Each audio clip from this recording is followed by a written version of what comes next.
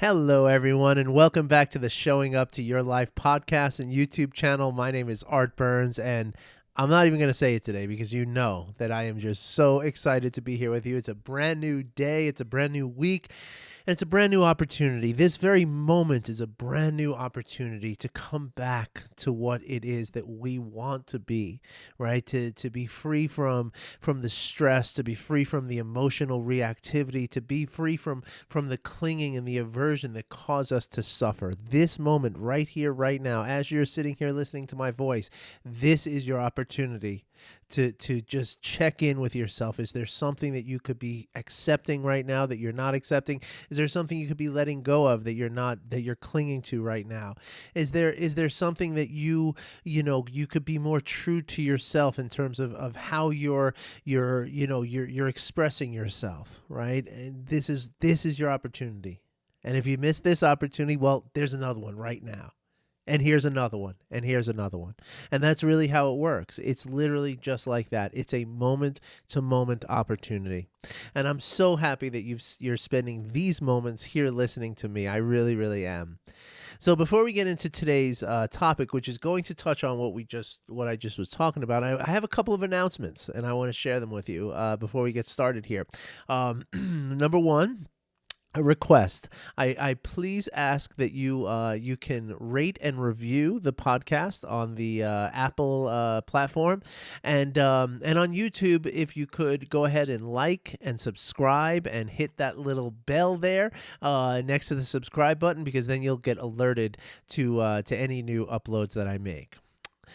Next, if you're interested, I want to remind you that I do have a Patreon page where you can support me and can support this work that I do. Now, we're going to start. We've already got a couple of exclusive content things up there. Actually, just one for right now, but there will be more. That's a place where I'm going to start putting some, some content that's more geared towards actual teaching, towards actual lessons that you can do, actual practices, these kind of things, as well as just some other content, perhaps a monthly meetup of some kind.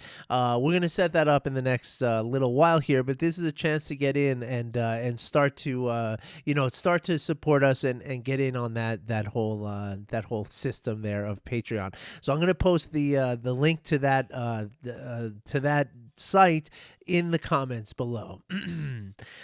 Next announcement that I have, not second, that's like the third or fourth. The next announcement that I have is that I'm appearing today on a recorded global summit on the science of love. And in this particular interview, I talk a lot about neuroplasticity, which is something we're going to cover today. I talk about mindfulness in general and compassion specifically, and how these things can help us. It's a lot of what I talk about here on the podcast, but maybe something's a little different. I'm interviewed in this one, so the person interviewing me was definitely giving me some lobbing some softballs for me to really kind of get into this conversation. So maybe you want to check that out. I will put a link to that in the comments as well. And then I want to tell you all about a couple of other things that I'm involved with. So I'm involved with this other podcast now with my very dear friend Adam Adsdell, who's a Buddhist practitioner and teacher. And he and I have combined to kind of examine that space where the Buddhism kind of angle, the religious angle of mindfulness and compassion meets with the more science-based kind of angle on mindfulness and compassion. And that, I bring the science and my friend Adam brings the spiritual, religious kind of philosophical thing about actual Buddhism. And we meet in the middle and we talk about where we meet. And a lot of, we're basically talking about the same subjects, just one person from the vantage of a Buddhist, the other from the vantage of a more science-based, evidence-based kind of thing, which you're used to with me here. So you might be interested to hear how in this podcast we kind of commingle, and there's a lot of new thoughts that are going to come out of there. So if you're interested in listening to those podcasts, the name of the podcast is Learning to Surf. It's based on a Jon Kabat-Zinn line that says that we can't control the waves, but we can learn how to surf surf, which is to say that you cannot control all the different things that life is going to hand you on any given day at any given time. But what you can do is you can learn to roll with those things. You can learn to accept what's happening. You can learn to let go of the expectations that you had. Pretty much what I'm talking about all day, every day here. And so it's a great podcast, and I really, would love to see some of you check that out. But in addition to that box, and I will put the link to the podcast in the description as well. But the link, along with the podcast, we're actually also doing a couple of meetings that are, kind of group, meetups. So one is going to be on Saturday mornings. We've already done a couple of those. Again, this is more of a Buddhist, very, very centered on the Buddhist or focus on the Buddhist aspect of this work. We do a guided meditation. There's a talk, which, usually Adam gives a little talk in the beginning, rather. I do a little talk in the middle. We do a guided meditation. We do question and answer. So it's a really great thing. It's Saturday morning in the, Mountain Time, 9 a.m. my time. So it's 11 o'clock on the East Coast. And that means even for people in Europe, it's not going to be ridiculously late. So if you're in Europe and you're interested in joining that, I will put a link to that in the description below as well. And then finally, there's also going to be a Wednesday evening meetup that's going to also be under this sort of, in this sort of group, or under the umbrella, if you will, of the Learning to Surf podcast. And that is going to happen on Wednesday evenings at, I think it's 6 o'clock my time. I'll have to check, but I will put the link to that in the description as well. So we got a lot going on here, and there's a lot of great opportunities for you to kind of, become more exposed to some of this work. And it's, all this stuff is free, and so you're more than welcome. We're going to set up a donation system so that we can, again, just like the Patreon, we like to pay our bills and stuff, but we also like to really bring this work to you, and we like to bring this understanding to everyone. And now, in addition to that, it's a little preview here. I am going to be hosting a 8-week program, a real interactive 8-week coaching program that's going to be geared around specifically the emotion of anger, and how we can, number one, what anger is good for, right? But also how anger can sort of, be detrimental to us as well. And I'm gonna do an 8-week course. It's gonna be filled with lots of great practices, lots of great group support. It's gonna be amazing. So you'll hear more about that as it gets closer. We're gonna start that in a couple of weeks from now. So again, I'll tell you all about that as the details start to congeal. So got a lot of stuff going on. I'm really, really excited about it, and I hope that you're excited too. If you'd like any more information about any of this or have any questions about it, please just reach out. It's so simple. You can just send me an email at art@artburnscoaching.com, or you can go to my website and you can get a hold of me there. We can actually book a call with each other on that website. If you go to my website, artburnscoaching.com, at the bottom of every single page on my website, there's a clock, a little banner that has a clock with a little button in it. Just click that button. You go into my calendar program. Very, very simple. You pick a time and day that works for you. You put your name, your email address, and I think that's it. Maybe your phone number too.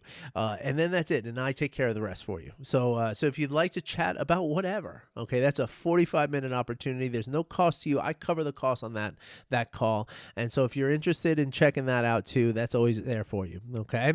So there we go. Got a lot going on here. I'm really excited about it. And I, again, I'm always just so excited to come on here and talk to y'all, and because I'm really I love the fact that there's people out there, kind of benefiting from the talks that I give every day, these little podcasts and YouTube videos. They're really exciting, knowing that people are benefiting from it. I get emails all the time from people. I get, some people book calls on my website like I offer, and it's really, really exciting when I hear from people, when I get an email from someone telling me how much, so often it's the email goes like this, right? Like, I've been listening to your podcast and getting these emails, for a year now, but today's, oh my gosh, this really hit home. It's exactly what I needed to hear today. When I get that message, I'm like, oh, my heart dances, because it's so exciting to me to know that's somebody who is really going to benefit today, right here, right now, is going to benefit from the things that I talk about. And that, to me, I mean, that's why I get out of bed in the morning. Honestly, it really is. All right. So today, thank you for indulging me for all these announcements and previews and exciting news that I have to talk about. But today I wanted to talk about, I want to talk some more about habits. Now, as you know, habits come up in this work that I do here in these podcasts quite often, because what we're doing is, as you probably know from either from hearing me say it or from just general knowledge, that it's something like 95% of the things that we do every day are completely automatic. Right. And that includes 95% of the thoughts that we have. Right. They're either repeat or completely automatic. They're not things that are, contemplated, and they're not things that are, are intentional. Right. And this is the thoughts, the actions that we take, in terms of like washing the dishes, walking around our lives, going grocery shopping, driving our car, so many different things. Like literally 95% of the things you do all the time are just completely automatic things. Right. But so are the emotions. Right. And that's something that most people don't necessarily put into, they don't lump that together, right? Like when I tell people that 95% of the thoughts you have, 95% of the actions you take are completely automatic, people can accept that pretty easily. But when it comes to the emotions, it's a little less intuitive that way, right? We start to think, well, hold on a second. How can that possibly be that my emotions are so automatic? Aren't my emotions reactions to what is happening in my life? How can it be that they're so automatic? Well, that's exactly it, right? That yes, your emotions are a reaction to the things that are happening to you, right? Whether it's your thoughts, whether it's the sensations in your body, whether it's the actions of others, right? This is where your emotions come from. So it stands to reason completely that if all of these things are automatic, then your emotional reactivity is going to be automatic as well. And here's why that matters. Okay. In general, it wouldn't really matter, right? Like it doesn't, I mean, substantively, it doesn't really matter, right? If you're, you have a generally, happy life, or you have a generally, whatever life, right? Like that's for you, right? Now, of course it matters to you, right? And of course it feels one way or it feels the other way. But the thing is that we don't notice it because our bodies and our mind, no matter what, in every circumstance, we crave the familiar, right? And I've talked about this a lot before, and so you can go back to other episodes, especially when I talk about brain science and stuff. But that's the thing, right? Is that your physical brain and the rest of your body craves the familiar. So even if the familiar, right, even if the familiar emotions that you feel are something like anger, right? In a weird way, it feels good to your body to feel anger, even though the anger itself does not feel good. It probably gives you a headache. It probably makes it makes it hard to focus on things. It makes it hard to concentrate. It gives you a very sort of scatter-minded kind of feeling, right? But in spite of all that, your body still craves it because it is familiar. And the familiar to your body, your brain, your emotional workings, your nervous system, the familiar feels safe. So even if that familiar thing is something like anger, that is always going to feel better than the absence of anger. Because again, the anger is what is familiar to you. So let's talk about what happens when we're talking about this sort of reactivity and how things kind of become automatic, right? Especially with our emotions, which come from our thoughts and also involve the sensations in our bodies, right? So So I've talked here about neuroplasticity, right? And that's actually one of the big topics in the talk that I gave that's being aired today for the first time. And you have time to rewatch it. I think you have 48 hours or something like that. So I'll send the link out to you today. But we recorded it last week, and then one of the big things that came up was this concept of neuroplasticity. So neuroplasticity, what the term neuroplasticity means, right, is basically, it's calling your brain plastic, right, which means to be moldable, right? You know, up until actually, I have a very funny story about this. When I was just out of college, so it must have been like 1991, somewhere around there. I was with my family, my mom, my dad, and my two sisters, and we were playing Trivial Pursuit, right? And I'll never forget this one because at the time, I was experimenting with lots of different things, and brain cells were a very, worrisome topic for me, right? And the question for in Trivial Pursuit was how often does your brain replace brain cells or something like that, or your body replace brain cells, and of course I'm hanging on that. I want to know what that answer is, because I grew up in the age of Nancy Reagan telling me that the eggs in the frying pan, saying this is your brain on drugs, any question, right? So I mean, this was a very a point of concern for me at that time in my life, and the answer that Trivial Pursuit gave was that your body never produces new brain cells, right? And in 1990 or whenever that was true back then. That's what scientists believed. That's what we knew to be true, which says a lot about, about being present and being open to things, because a few years after that, right, the Dalai Lama approached some world-renowned neuroscientists like Richie Davidson, who I talk a lot about here, among other people that I talk about here. And the Dalai Lama sent or invited a group of monks from Tibet to come here to the United States and be studied. Right, and to be studied, and to show the impact that the meditation that Buddhists have been doing for 2,500 years actually is scientifically, that there's a scientific foundation to what's happening here. And out of this work, one of the most amazing things that came out of this was the concept of neuroplasticity, right? And so in Buddhism, right, they've been like, the Buddha himself had a document or a writing, a little, I don't know if you call it a scripture, but there's a quote by the Buddha that says that, whatever you do, and I'm going to paraphrase it and butcher it, of course, but the whatever you do repeatedly, that becomes the natural inclination of the mind. Right now, of course, the Buddha was not looking at MRIs, or EEGs or anything like that. He was just kind of going from what he felt to be true, right, and what he learned through his own inner introspection, right? Science in the mid 90s confirmed what he was talking about, right? And I always talk about this with you all, right? Is that, a lot of times when we hear about mindfulness, or we hear about compassion, we hear about Buddhism, it's like, okay, I'm going to start practicing this now, right? I'm going to start, right? So, you might be 50 years old when you start, and that's fine. You got plenty of time. Believe me, it takes 8 weeks for neuroplasticity to start happening, according to the science.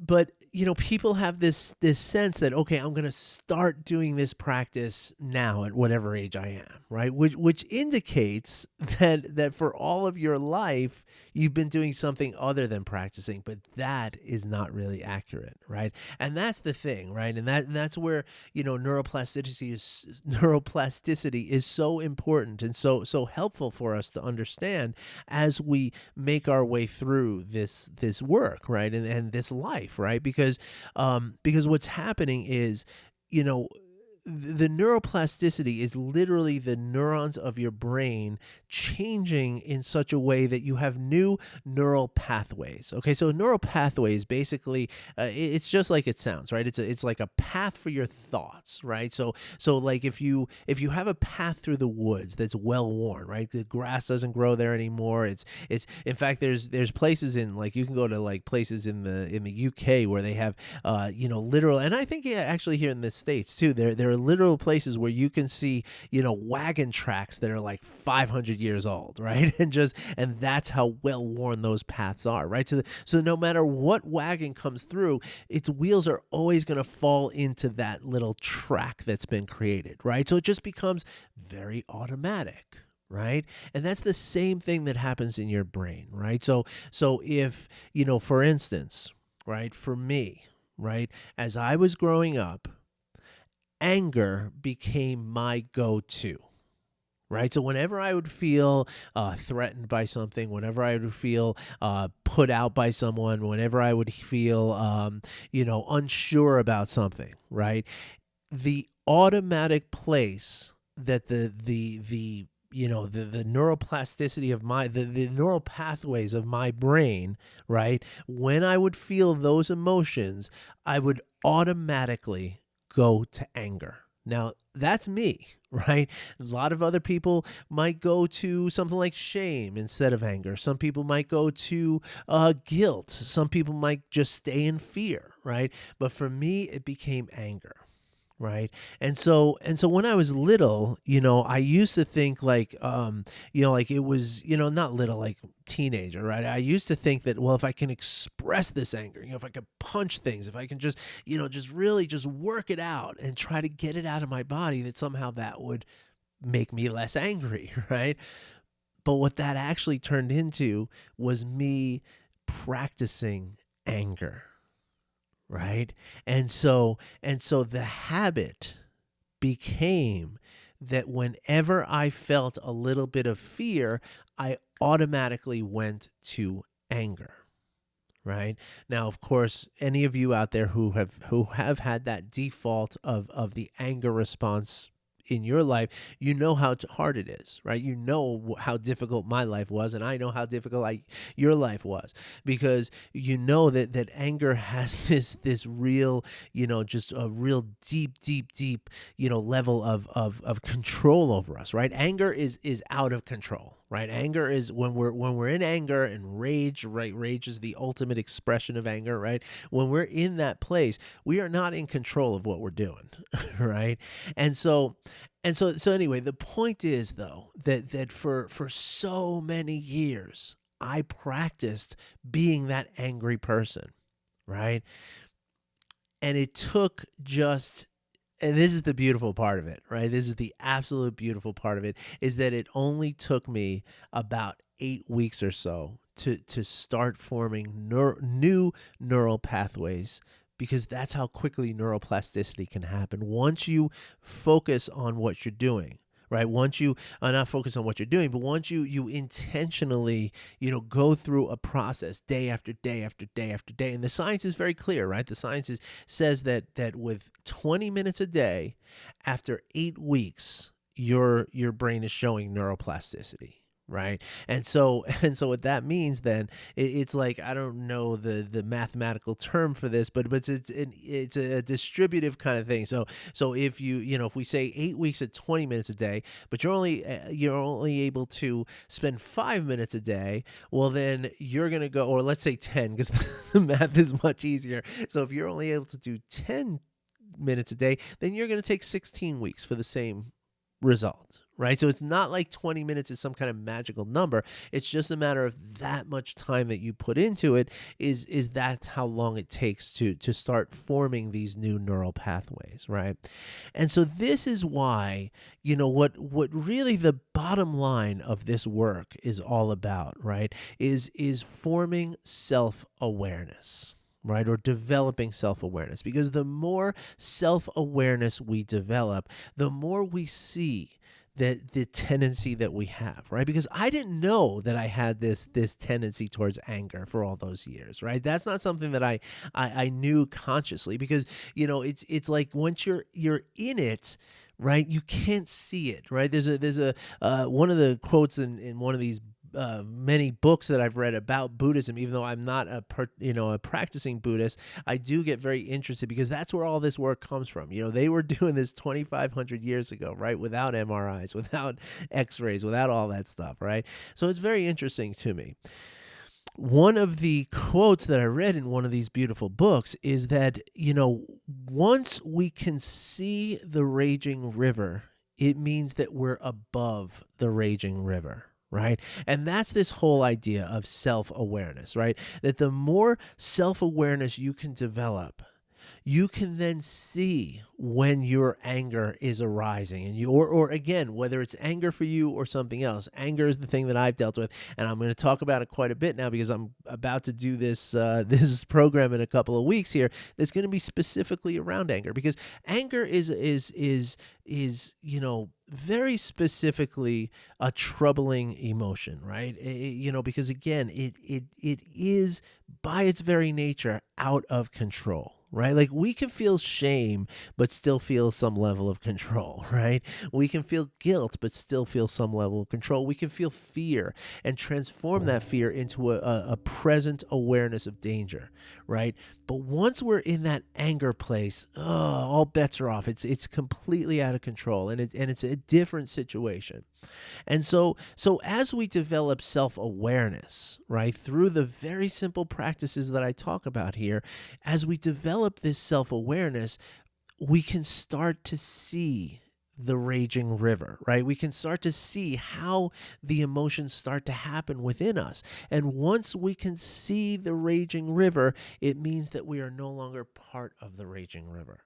And in this sense, you can start to see, like, wow, look at what I'm doing when I'm angry. Isn't that troublesome? Isn't that a real pain in the neck for everybody around me, whatever it is, right? And so the idea then is again to create this very, very high definition view of what's happening inside of us, because then we have the information that we can use to start to regulate, because it's like a 1 and 2 step thing, right? It's the more you can see what is happening inside of you, the easier it is for you to regulate it. And a lot of that is because you see it in its infancy, right? You see that blazing rage of anger. You can see when it's just a burning ember, right? Or a glowing ember, I should say, before it becomes this flame and rage thing that erupts within us, right? And once that happens, now, like, the day is pretty shot, right? Anybody who if you know, right? And so the idea is, before you get to that point, right, we can see it so clearly that it's just a tiny little thing that we do to change it. And that's the kind of stuff that I'm going to be talking about in this program in the next couple of weeks. And that's really the ultimate point of all of, or one of the main points of all of this work that I talk about here. So if you have any questions, right, and if you would like to share some stories of your own, I mean, I would love to hear. It's always very comforting to hear other people struggling, or not to hear other people struggling, but to hear the struggles of other people, because we know that we're not the outliers then, right? We know that it's not us, right? Because it's not you. Right? It's the habits that you formed over the course of your entire life, which didn't start with you, right? Remember, this is also, it's no mystery that, that my family around me all had we're all very, very close to anger as well. Right. And that's the thing, right? Like, it kind of, we're going to mirror the people around us. And if we're unconscious about it, that takes on a life of its own, and that becomes who we are. And that kind of takes the power away from us to determine who we really are. And it also makes us lose sight of who we really are. Right? And that's, again, the benefit of this deep, deep self-awareness, so that you can see, like, okay, when I do this, I'm happy with myself. When I do that, I'm ashamed of myself. Well, do more of this and less of that, right? But it's only in the self-awareness that we can understand that, right? Because anybody who's dealt with emotional reactivity, whether it's anger, shame, depression, guilt, whatever it is, you know that most of the time you don't even notice that it's happened until you're looking back at it, right? You're looking in your rearview mirror saying, "Oh gosh, I shouldn't have said that. I shouldn't have done that. Why didn't I take a couple of deep breaths when I could have? This whole thing's a mess now," right? That's the thing, right? That when we can the idea is to see that happening in front of us, not behind us. All right, folks. So if you have any questions about this, I'm here to answer them. Okay. Again, go to my website, artburnscoaching.com, or send me an email at art@artburnscoaching.com. I would love to talk to you about this. And again, I'm going to be giving you lots more information about this anger workshop coming up very soon. Actually, there's going to be a free workshop, a one-day thing just to talk about the emotion of anger and how it works and what it's good for, what it's not good for, and all that. But then that will be preceded or that will precede an 8-week program that I'm going to be launching in about 2 weeks from now. So with that said, everybody, I wish you well, and I hope that I hear from you if you have any questions. All right. Otherwise, I'll be back in tomorrow, and I wish you well. Take care. Bye-bye.